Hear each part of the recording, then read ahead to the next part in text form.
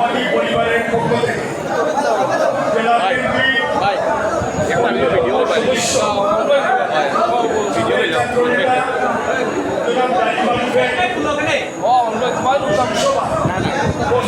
ইতিমধ্যে বক্তব্য দিয়েছেন জনাব মিজানুর রহমান মিজান, আমাদের জেলা বিএনপির সাবেক সাধারণ সম্পাদক, সাবেক উপজেলা চেয়ারম্যান বর্ষিয়ান মাজিদিবি, জনাব মুশাররফ হোসেন বাদশা, সাবেক চেয়ারম্যান, আমাদের এই শহরে কয়েকবারের কাউন্সিলর চৌধুরী, আব্বাই মুজিবুর রহমান হেলাল সহ আমি সবার নাম বলছি না, শুধু একটি কথা বলবো। আমরা যখন আব্বাই কমিটি পাই তখন এই জেলা কমিটি বিভিন্ন সদস্যবৃন্দ আমরা 12টা ইউনিটের কয়েক বিভাগে বিভক্ত হয়ে এই মরা বিএনপিকে আমরা যুক্ত করেছিলাম। এর মধ্যে একজন ছিল গাজী মারুফ। আপনারা জানেন, আপনারা বিশ্বাস করবেন, এত সুন্দর 7টা উপজেলা 5টা পৌরসভায় আমরা কিভাবে বিএনপিকে আমরা জাগ্রত করেছিলাম, কিভাবে যে আমরা উজ্জীবিত করেছিলাম। সারা মধ্যবাজার জেলায় একটি উচ্চারণ হতো জেলা বিএনপি।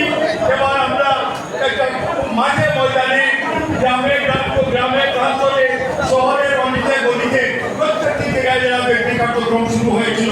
এটা করেছিল জেলা বিএনপি প্রথম 32 জন সদস্য, জেলা আহ্বায়ক কমিটির 32 জন সদস্য, এর মধ্যে গাজী মারুফ ছিল অন্যতম একজন।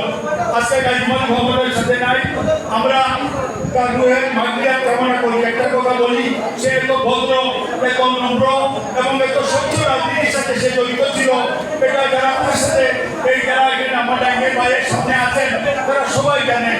জীবনে একটি কথা আছে, মরণে হাসিবে তুমি, কেমন জীবন তুমি করিবে কখন, মরণে হাসিবে তুমি, কাঁদিবে ভুবন।